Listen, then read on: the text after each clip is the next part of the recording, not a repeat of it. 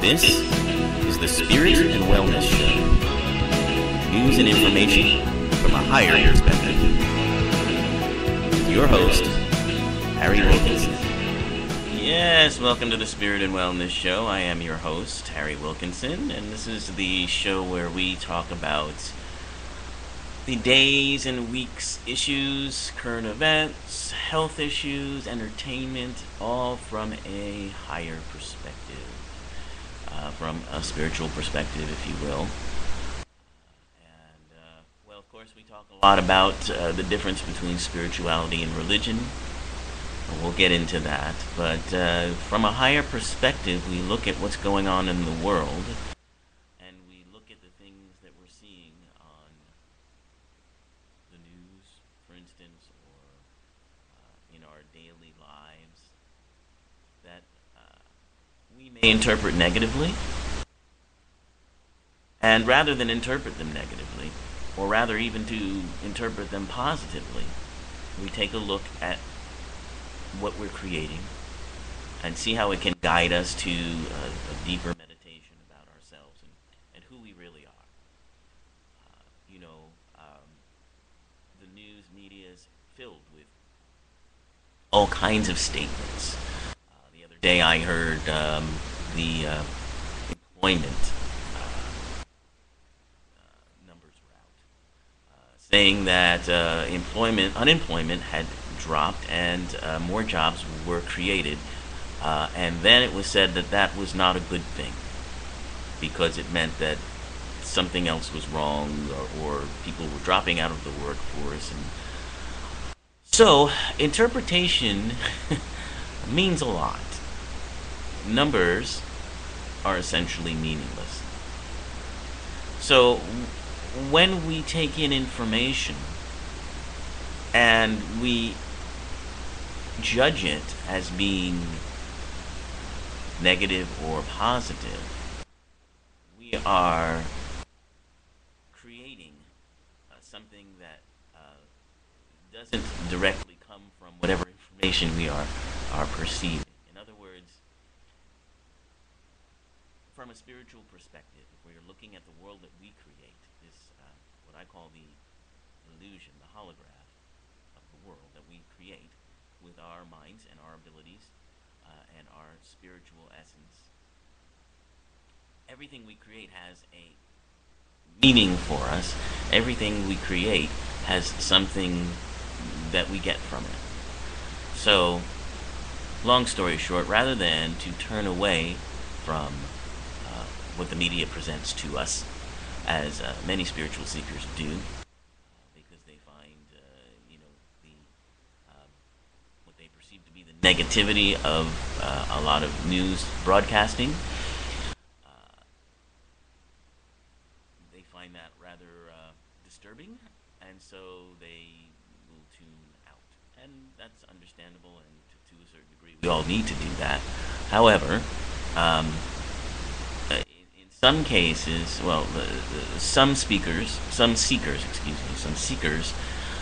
believe that the best way is just to completely pull away from any kind of influence of the media at all.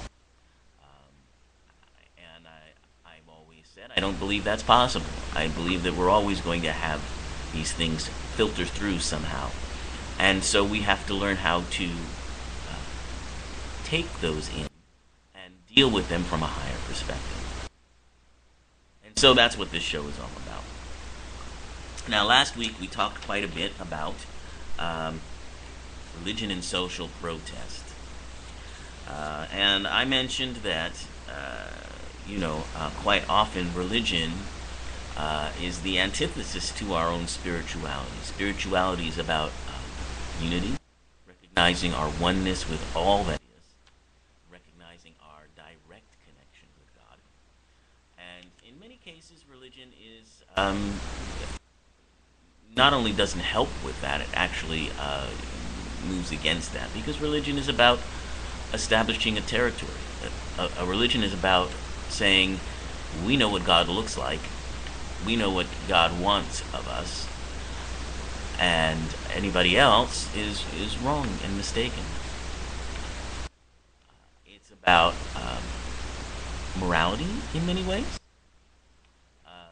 whereas spirituality doesn't necessarily have a moral component to it, although spiritual people will act in the best interest of all that is because they recognize that that is their best interest. Um, so abstract concepts of morality don't really come into play when you're talking about a spiritual connection. But in any case, I talked about a situation in which religion, or some practitioners of certain religions, had gone beyond their religion and connected in a spiritual way. In particular, I was speaking of the nun who did such fabulous work on Nuns on the Bus, and how she came together with members uh, of the Jewish religion, also members of Islam.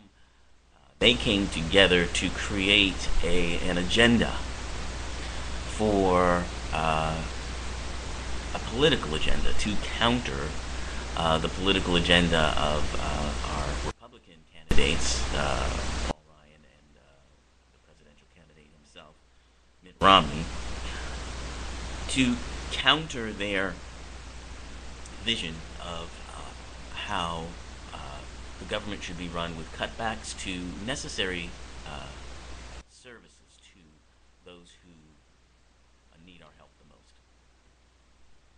And so these three leaders, from their differing religious perspectives, rose above and connected in a spiritual way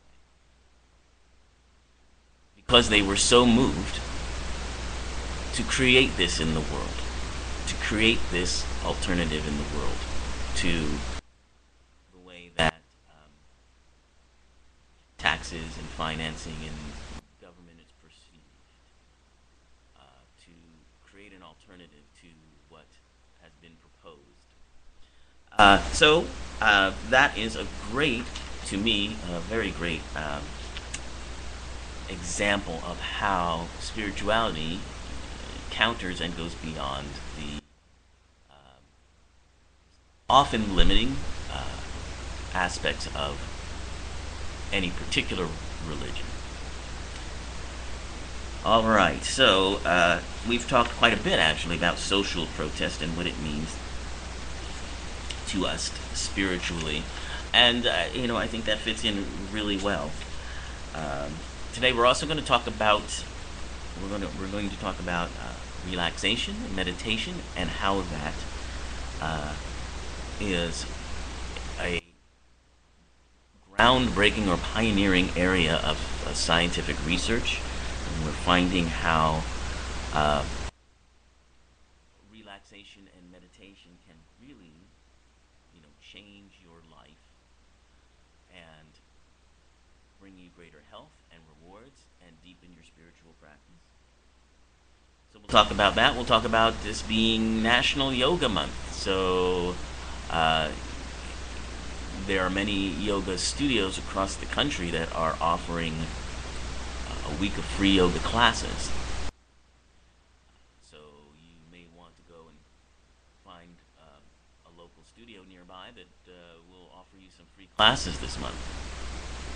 So we'll talk about yoga, and we'll talk more about our Heroes of Consciousness segment that we began a couple weeks ago, and look at some more groundbreaking scientists and their work in the area of spirituality and consciousness change. But first, let's talk about stress, because this is, for many people, this is back to school time. So for students and parents, it can be a very stressful time. There are a lot of things going on, new things to get used to. Um,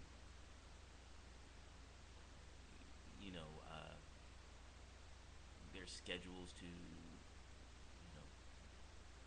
get used to and begin working with. All of those things tend to cause quite a bit of stress and anxiety to all involved when you're starting a uh, new year of school, a new grade, or when your child is off to school, maybe for the first time, or even if they're older students, going into the next level of classes is always anxiety provoking. So it's probably a good idea to talk about some ways we can reduce our stress when these situations occur. This is the Spirit and Wellness Show, and so often my listeners ask me to concentrate more on the wellness aspect. So I want to do focus on that a little bit. So stress relief, I think, is a great topic for wellness, and ways to deal with it are essential. So some, techniques are techniques that you need to practice, and you do sort of have to commit yourself to doing these things. And it's not a hard commitment, though, once you start doing it. It's not like when your doctor tells you need to exercise, or you join a gym and you should keep telling yourself, I need to go to the gym 2, 3 times a week, and you never do it because you're not motivated to do it.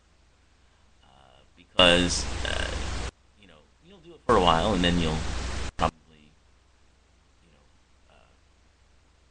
slip back to your old patterns. But these kinds of practices are practices that feel so good, that have such an immediate, I think, effect, that you're going to want to do them. It's not going to be any problem to commit, because you're going to want to have that feeling. So it becomes as good a feeling as eating chocolate, or drinking coffee, or whatever other thing that you might do that you enjoy. So, the results are calmness, a relaxed body, a clear mind, and deeper to, health issues. Agitated bodies create tension, and they create inflammation. Your cells inflame when you are tense and you're dealing with too much stress.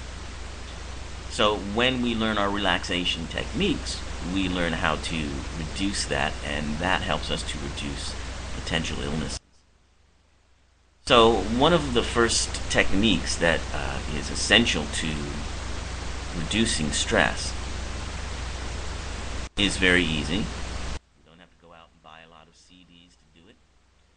You don't have to invest in classes or anything. It's just breathing, which we do anyway. But when we become mindful of our breathing,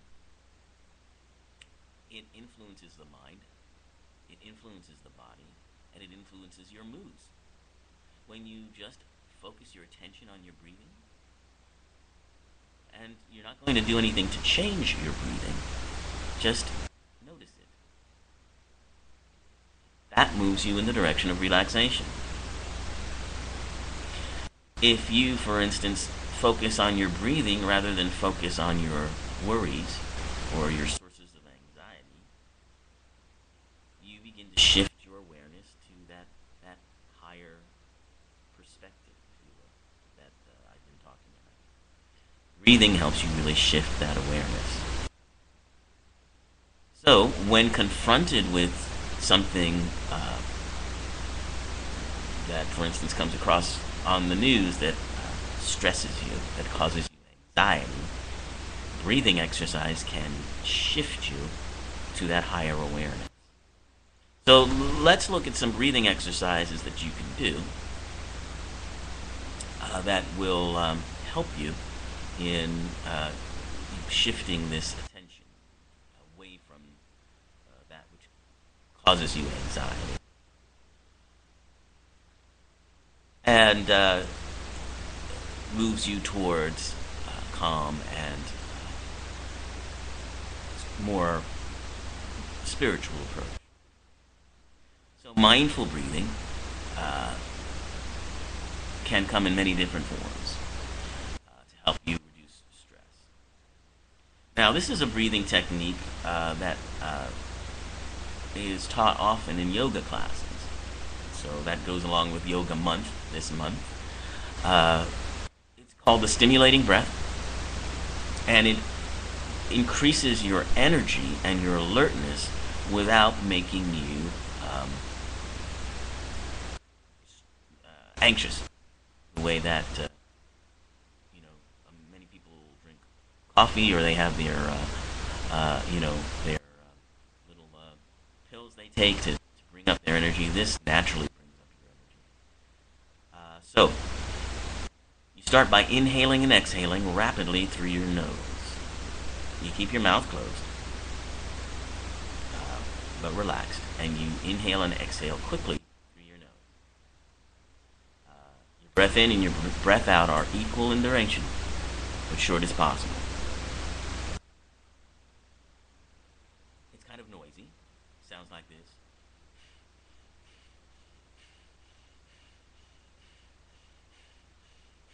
But it works.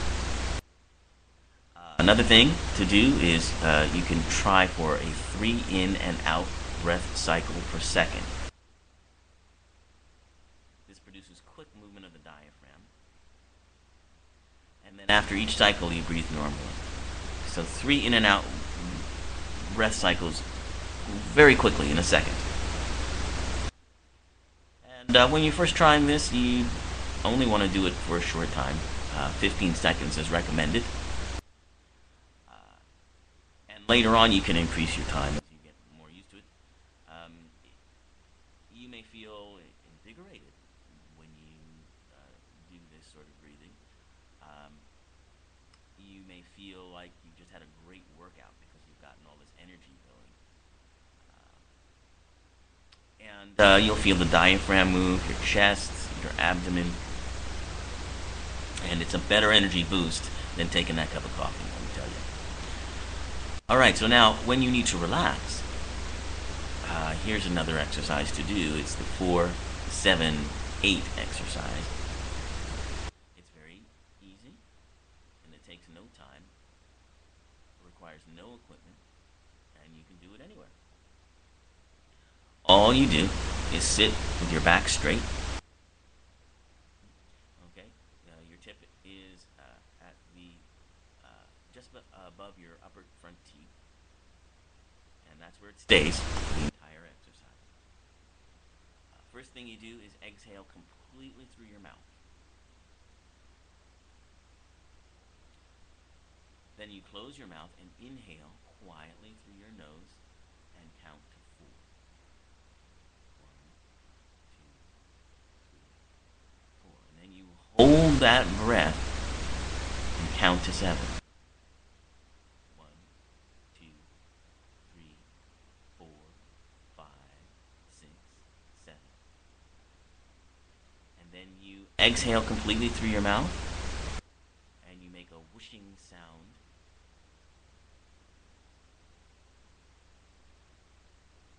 And you count to 8. 1, 2, 3, 4, 5, 6, 7, 8. So then you're going to inhale again and repeat the cycle 3 more times for a total of 4 breaths. Inhale, count to 4, hold your breath for 7, exhale and count to 8. That's the cycle. 4, 7, 8. And you do that 4 times. And each time you do this, you'll find that it calms you down. It's a natural tranquilizer, but unlike drugs that you might take, it stays with you. It's not possible to do it too much, so you can do it as many times as you want. You might not want to do more than 4 breaths at a time, though. And later, as you get used to it, you might extend it on to 8 breaths or so. So those are 2 breathing exercises that you can use. One for getting your energy back, and one for calming you down. That may help you through the stressful times that you might be going through in the back to school period we're going through right now. All right, so now we're going to talk about some of our heroes of consciousness that we've been talking about, and we're going to talk about actually a scientific concept known as zero-point energy. But before we get to zero-point energy, we're going to go back and talk about Joseph Rhine, who we started talking about last week. Joseph Rhine was a groundbreaking scientist in the areas of what came to be known as parapsychology. Really, his work scientifically proved the ability that some humans have, and perhaps all humans have, to exhibit ESP, extrasensory perception, beyond your physical senses, to, if you will, read someone's mind, or to have knowledge that doesn't come from physical means, through your eyes, ears, or being told, but through intuition. So Rhine began his work in this area in the 30s. He started as a botanist, and in 1930 he began his experiments. In 1931, actually, began his experiments using what came to be called the Zener cards. Zener, Z-E-N-E-R. And there were a series of 9 cards with different pictures on them, and you've seen them, I'm sure. The wavy lines, the star. His work has been used in a lot of movies and TV shows, and sometimes lampooned. As I mentioned last week, I think you might remember some of it from Ghostbusters, where the Bill Murray character is using it to ostensibly run a research test, but he's actually just hitting on a young college student. However, these were very serious tests, very well grounded in scientific practice, and they've yielded results that have continued to be explored and used, if unexplained or unappreciated by mainstream science. He investigated psychokinesis. That's the ability to move things without actually touching them. So all of these things, all of these ideas that we know about now are the result of Rhine's work. And he created the Institute for Parapsychology, and that later became the Foundation for Research on the Nature of Man. Many of his test subjects scored very highly using these cards, and through these testings he was able to, show that there was a distinct statistical, provable ability of these people to not guess, but to intuit the information that another person had. So these works continue to be explored, and as I mentioned, the founder of the Noetical Sciences organization, noetics.org, also one of our astronauts who walked on the moon, Edgar Mitchell, did testing for Rhine and found that it came that he did exhibit significant results in extrasensory perception from his space capsule coming back from the moon. And inspired by that, he created noetics.org, which we talked about in past segments. So we're not going to go back over that stuff, but we are going to talk about the concept of zero-point energy. Now, the zero-point energy theory is a quantum physics theory that says that there's a low level of energy that connects us all. It is supposedly nothing, but within this nothing seems to exist everything. Basically, it shows that there's energetic interaction going on between all things. The energy of waves connects us all, basically. There have been and continue to be explorations in this area of science. There's yet to be a breakthrough completely, but what is being attempted is to use this energy, to recognize this energy as encompassing us all, and then be able to use it in a way that will power the world for us. For instance, a good example of that is if you've ever watched the show Star Trek, you know about warp speed or warp drive. Warp drive is what moves the spaceships in Star Trek through space.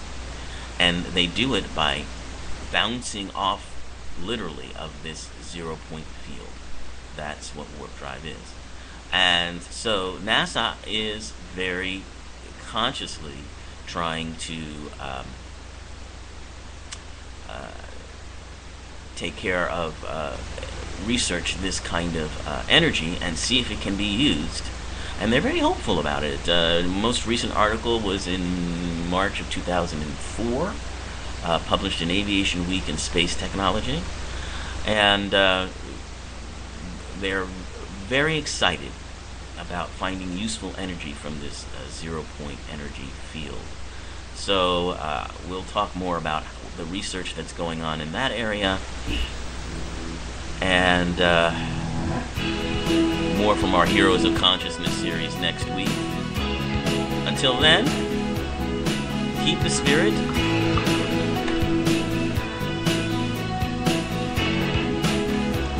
and I will see you next week.